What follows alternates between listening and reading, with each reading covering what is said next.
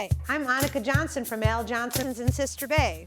I hope you enjoy my new video series called Door County Girl. These are stories of my life, the people and places that I love, and of course how we all survive here in northern Wisconsin. You can come back as often as you like, but don't forget to subscribe to Al's YouTube channel. I'll be posting lots of really cool new videos. So let's go!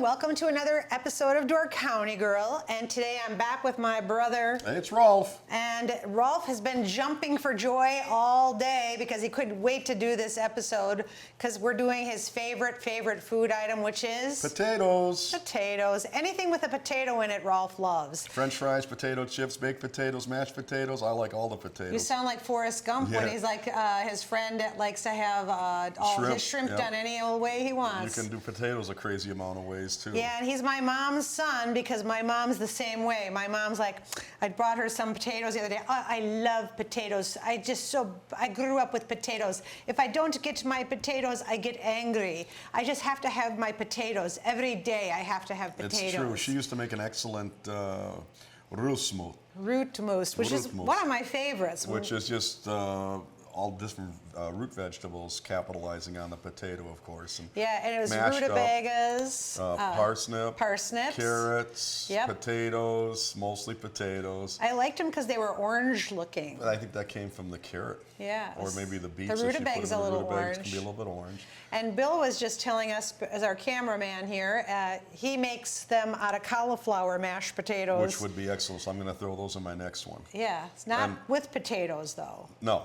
Just cauliflower. Just mashed cauliflower. Cheese. Yep. And he said a little butter, and they were fabulous. I'm going to give it a try. Jesper, my boy, he likes smashed potatoes. Smashed potatoes. Olé. And that's basically a rootmoes with corn and some jalapenos. You know what? You should do an episode one day of your potato olé. That's a good one. It's really, really good. At work, all of us love his potatoes olé. And the spicier, the better. And the other one we all love is the naughty potatoes. Which one's a naughty potato? John Ostrand always makes naughty potatoes. What's on those? They're like hash browns, shredded potatoes, and they're all full of like sour cream and all like cheese.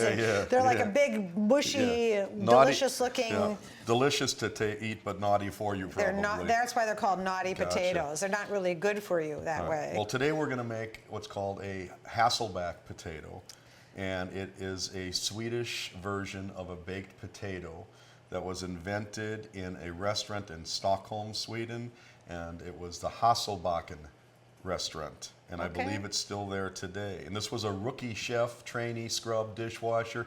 He came up with the idea, and I think his name was Leif Illison. I'm just going by memory now. Am I right? Unbelievable. Awesome. And I remember hearing it because I was thinking of Leif Erikson, discoverer. You know who discovered, according to Yukon, Don Erickson, who discovered Appleport? Who? Grief Erickson. Remember, he used to have a sign out there? Yes. Appleport, discovered by Grief Erickson. You know, we always talk about icons in Door County, and Don Erickson was one of them. Yeah, he just passed away about a week ago, 2 weeks ago. Yeah, and we grew up with him, and he's hilarious, and was a big builder up in Door County. Yep. So. I'll tell you my favorite Don Erickson story. And again, his name is Don Erickson, but again, everybody knows in Door County you have a nickname. As Yukon. He was called Yukon. But why? I don't know. It's like, every time he came in the restaurant, I'd say, Yukon Cornelius. Yeah, from Rudolph. Yeah. But the crazy story about Don Erickson, years ago I was working in the restaurant as a prep cook, as a dishwasher, and I believe it was Paul Lent. If it wasn't Paul Lent, I'm sorry, I'm going to throw his name in there. He was finishing something up, and when we were finished with it, we put it in a box, and we'd write "done" on the box. That way the girls would come in there and say, oh, these are finished, right? You say "done," right? Mm-hmm. And then Paul Lent comes in there, and he says, why are all these going to Don Erickson? And I'm like, what? And he says, it says Don E. I said, no, it says done. And he's like, oh. So from there on out, anytime we finished anything at the restaurant, we'd write, instead of Don or done on it, we'd write Yukon on it. Oh you cut my on it. God. And every time. Only at Al's, people. Only at But I'll never Al's. forget that. Why? I couldn't figure out why would he give him to Don Erickson? He says it says Don Erickson right on him. How come you never told me that before? I can't believe I haven't because I That's love that just story. weird. You usually tell me stuff like that all the time. But anyway. Okay, getting back to the potatoes. Yes. So okay. here's the unique thing about these potatoes. Okay. Uh-huh. We're gonna get ourselves some nice dry potatoes. Some Idaho potatoes works well. This is a baking potato basically, right? Mm-hmm. And you're gonna cut them in little tiny slits. These have been scrubbed and washed. We're gonna cut them in little tiny, maybe a little less than a 1/4 inch each, all the way across. So like potato chips, but thicker. Like an accordion, but we don't want to go all the way through the bottom. Okay. So if we take a potato like this, that's fairly steady, but sometimes you might want to get one, if it's rocky, you might want to just trim the bottom off to give it a little flat spot. Okay. So it sticks. Yeah, so it sits nice. And then you can take 2 wooden spoons or sticks. If I was camping out in the woods, I would just go find some sticks. And if you set them like that, you won't cut through the potato. Okay. You can cut right down to the wooden spoon. That's interesting. But another way I like to do it, this was a little closer, is everybody's got a set of chopsticks from a takeout somewhere in their drawers, right? So this is another way, and you get even a little closer to the edge. So let's do it this way. So what I want you to do is go ahead and slice and use your finger as a guide. So the first one is going to be pretty, you're not going to go to the thing because you're going to go all the way through it, right? So you got to be careful there. And you're going to go all the way until you get to the chopstick. And then when you're at the chopstick, you can go all the way down to the chopstick. I think I like the wooden spoon better. It looks like you're cutting those right down. And I'm not though, because I can't, because it's hitting the chopstick. See? Well, cut your finger And you're going to off. go all the way down like that, right? And Yep. then when you get to the end here again, you might want to spin it around, but again, because it won't hit the chopstick, you got to be careful not to go all the way down. So go ahead and finish that one there. Now I'm nervous. I just told him not to cut his finger. And bring probably your fingers back like this, and it's easier to slide your fingers over as you're cutting. Like this? Yep. And just little Just don't thin keep ones. your fingers nipped. Straight down. Yep. Uh-oh. Go right to the chopstick, and that's the way it'll stay together. And what's nice about this, so now she's going to have like an accordion style potato when she's done, and you could put anything you want in between there. Some people put little wedges of cheddar cheese in there. What we're going to do is so basic. We're going to use olive oil and some kosher salt, and we're going to kind of pack it in there. And then we're going to bake it in a pie tin, a metal pan, whatever you want to do, and then some olive oil. And then when it's done, we'll season up however you like it. You can use sour cream. You know what would be so good? What's that? You know how I love crostini bread at Alexander's some restaurant? blue cheese? Ooh. That would be really good. Little crostini. And then there's another famous. Hasselbacks. There's a famous dish called broccoli polonaise where you put breadcrumbs and hard-boiled eggs on top. Ooh. And I know a lot of Swedes will put breadcrumbs on top. So I might want to spin it around so it makes it a little easier to get to that edge. Mine are a little thicker than yours. That's all right. Does it matter? Nope. So just cut This a one little. you want to go all the way to the bottom because you're going to cut it off. Oh, I'm cutting No, that you don't off? want to cut it off. Oh, yeah, I'm Keep not. going. Okay. Just want to add to what you have there. That's beautiful. Perfect. Woo! Okay, now you have an accordion style potato, see? Oh, yeah. Everything's in there. So we're going to put it in this pie tin here so we can get messy. And you're going to take some olive oil and some kosher salt and with your hand, and you're just going to try to, make sure you don't break the bottom here. And you're just going to try to get everything inside of there. Olive oil and some kosher salt. Okay. And while you're doing that, I gotta take my bling bling off. I will cut the next potato. I'm going to use a wooden spoon because it's easy. So just put my hand in there and. Yep, or drizzle it on top, either way.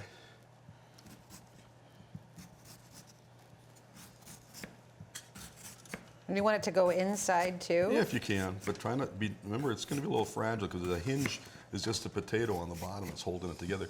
Now some people will take these and they'll peel them first, but I prefer the peeling on there. It gives a little more crispness, but if you go with the breadcrumb route, I would probably peel them because the breadcrumbs will make it crisp. And the olive oil kind of seeps in anyway, right? It will, and if you wanted to while you're baking it, you could always baste it in there. Uh-huh. But try to get it in there as much as you can. I'm trying. I'll use some more. I really like the blue cheese idea. Yeah. That'd be delicious. You know, I used to hate blue cheese, but You know, I did too, and then Johnny O said, you got to keep trying it. And once Yes. you eat, it'll be an acquired taste. That is exactly how it goes, because I used to hate tomatoes, but I love them now. Well, that was me with coffee. You know how I started liking coffee? You can't get enough coffee You know how now. I started liking coffee? How? I was diving in California with a Farmer John only, no top on a wetsuit. You know how cold it can be in California. What did you call it, Farmer John? Well, you pour like a bib overall wetsuit on, right? And then you should put a jacket over that for cold weather. Funny. And I thought, I'm from Wisconsin. How cold is the water? They said 54 degrees. I'm like, that ain't cold. So I worked the whole day in just a Farmer John, and my teeth were chattering as I came out. And somebody offered me some coffee, and I poured it down the back of my wetsuit because I had to warm up. God, you're so weird. And then I drank the other half, of course. But then after that, I just started drinking coffee every day. I wasn't stupid enough to go with the lack of a wetsuit either. It's going to stay in the pan, so we go ahead and do this one now. Do this one now? Yep. So the same thing. You got salt in there too? No, not yet. I was gonna. Yeah, you work on that, and I'll work on this. Okay. You take that over there. So we want the salt in there. Works good if you just kind of go this way. And I like the kosher salt because you can see it. It's nice and grainy, and it doesn't over-salt things. And of course, the inside, don't dump a ton in there, but the outside, absolutely. Lots of salt. Get a little olive oil all the way down. And the olive oil is going to get it kind of crisp up. Oh, look at that. Looks like a little bread loaf, doesn't it? Yep. I thought you guys were making bread loaves when I saw you this. saw me earlier with it? Okay, so grab some salt. Salt and cake it on in there. Push it into the envelopes. I got you a piece of paper towel for your hands. More salt, or is that good? I'd put more on there. Ooh. Right inside there. Is it salty then when you're eating it? It's not going to be salty. I know some people are like, oh, it's too much salt. That's like too much butter. Oh, there's too much butter. Never Oh, too much there's butter. too much whipped cream. Oh, there's no. What? What? I That's just like want a saying- little scoop of ice cream. Try like- a little scoop of birthday cake. This But is they really want the half Yeah, cake. it's like saying you had too much fun. What? There's no such thing. And that's all there is to it. No, we could do the rest of we these do a and little pile them all up. pepper No, on? we're going to do that in the end. You Okay. could go ahead and put some on. With pepper tons of, I was thinking I'm going to the wash end. my hands off real And quick then, because they're really... We're going to throw this in the oven at about 375 degrees for about 40 minutes. That same baking potato, when it's not cut open, would take you about an hour and 10 minutes. Not going to wrap them in aluminum foil. They will split open. It's a tiny, tiny bit. And then in the end, we're going to drizzle some butter on them. And I love pepper. You can never have enough pepper. I hate it when the salad person comes along and says, would you like pepper on that? I'm like, they could stay in there all day. Why don't they just leave the shaker? And I'm the opposite. Why I'm don't like, you just set the shaker down so we can just keep putting it on so you don't have to stand there all day? Not me. I'm like, I waited for my food. My food is here. I'm not waiting for the pepper. I want to eat the food now. It's like, just give me the Oh food. my God, just put the pepper down then. I'm just like, All no. right, going in the oven. Yeah, go in the oven. Okay. And then we're going to do you got to stand back here, wiggle your nose, and do the bewitched trick. I am gonna. Okay, and then take a hot pad because it's going to be hot. Look how they've cooked so fast. Oh my God. All right, perfect. So now, they're hot. This one kind of went through a little bit, but that's no big deal. Now what? Now we're going to take some butter. Oh yeah, I was wondering what we were doing with the butter. Look at me all worried about salt, but I'm like, add extra butter. Yeah. And we really should have a knife and fork. Oh, you want a knife and fork? Yeah. Why? So we're not looking. Neanderthals. But we kind of are. No offense to Neanderthals out there, but. If there are any of you out there, like, yeah. All right, so let's salt and pepper. Salt and pepper. That's We it. already have salt. Let's go with the pepper then for sure. Because like you said, there's not enough pepper. Never enough pepper. That's good. Okay, I'm gonna get this one too. Oh my God, it smells so good. You can eat them any way you want. You can cut them up. Maybe it's just the pepper I smell that's so good. All right, I'm just gonna take one of yours that you just opened up. And they got, Look at all the butter in they're the still stuff soft pan. in the middle. And they're, and they're crusty. Help, help. Mine dropped. Maybe you should use your fingers. I'm a Neanderthal. On the outside. See how it's soft on the inside? It's so good. And what I've always said, when I eat a baked potato in a restaurant, it seems like the skin and half the meat is left behind. Yeah, like people don't want to eat the skin. How come? They scrape it. But here, if you do this with the olive oil on there and you get in a nice hot oven, it's nice and crisp. I'm just going to use my fingers. Yeah, it comes down to that sometimes, doesn't it? This is really good. So it's just a different take on a baked potato, the Hasselback potato.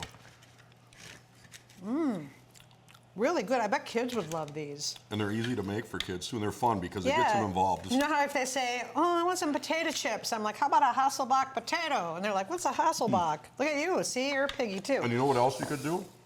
What? If you have kids involved, I find it easier if you use a nice serrated knife if you're worried about them cutting themselves. Well, it's kind of sketchy. But very simple to do.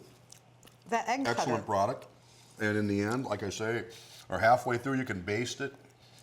You can put breadcrumbs on top, some cheese in between each one as it's baking, sour cream, some green onions, some, what's that, herb de Provence, herbs on top. Anything on top would work really well. So. Or even like little brie in there. Yep. You know, I like this because you can keep this in the pan like this, and you just can keep dipping in all that butter and oil. If I was camping, I always do this in my cast iron pan. And at the end, when you're done, you just take some bread and you just wipe out that pan. Clean up on aisle 10. That would be a good idea, just like a dinner roll, just sopped up a big in there. piece of crusty sourdough. Well, that's the simple recipe of the day. So good. They look cool too. Yeah, the presentation is much better than a baked potato. Yeah. If you put that down on someone's plate with that little steak or chicken or whatever, they're going to go, wow, what's up with the potatoes? And Rolf will say, that's a Hasselbacken potato. Hasselbacken potato. You know, sometimes Swedes go, Hasselbacken. They got that sing. Hasselbacken potatoes. And they mock that on the Muppets, of course, Of with course the Swedish they chef. do. Yeah, the Swedish But chef. I think it's funny, regardless. Like right now, I would say, Mom, today we made Hasselbacken potatoes. She'll go, va? She'll go, what? And I'll say, we made Hasselbacken potatoes at our Door County Grill today. And we'll spell it out She'll for her. say it again and again. What? All angry. And then I'll say potatoes. You slice them like this. I'll show a picture. She'll go, oh, Hasselbacken potatoes. You mean the hotel up in Sweden, and then they have they're famous for their potatoes, and you're like. And then she'll give you the whole history behind it, and it's like, oh. And you're like, well, that's what we just said, Hasselbacken. But, oh no, Hasselbacken. Yeah. Anyhow. Say it like you mean it. Well, anyways, these are delicious, Rolf. Oh, good. I don't always love potatoes, but I love these. And these are, like I say, these are a great campfire item, too. Easy. And they cook faster. Oh, yeah. You should have a little campfire cookbook. No. For like little hacks like this. Usually it's a can of beans opened up and just No, you put can't, on the fire. You can't have a can. You have to have it like so it's in the naked form. Okay. You know, and then you got to have a little. Well, anyways, these are delicious, everyone. You should try the Hasselbacken potatoes. Honestly, give it a try. They're really good. And be creative. Yeah. Put a little something in there. Because, I mean, I would right now, if I had some Parmesan cheese or some anything that I can sprinkle on the bottom of the pan, I'd be wiping it in that too. Super good. Delicious. Well, don't forget to like and subscribe. Yep. Door County Girl. At the bottom of the page. And don't forget to join us for another episode of Door County Girl. And we'll be making another one of Rolf's little hack recipes. Remember, same Batman, same Bat Channel, same Bat Time, same Bat Channel. Same Door County Girl time, same Door County Girl channel. That's right. Hey-do, everyone. Hey. See you next time. I like the crunchy end again. I like crunchy. I tell you, every time I get a baked potato, I cut it and I mash it up and turn it to mashed potatoes anyway, but these you don't have to. Thanks for watching Door County Girl. Don't forget to subscribe, and we will see you next time.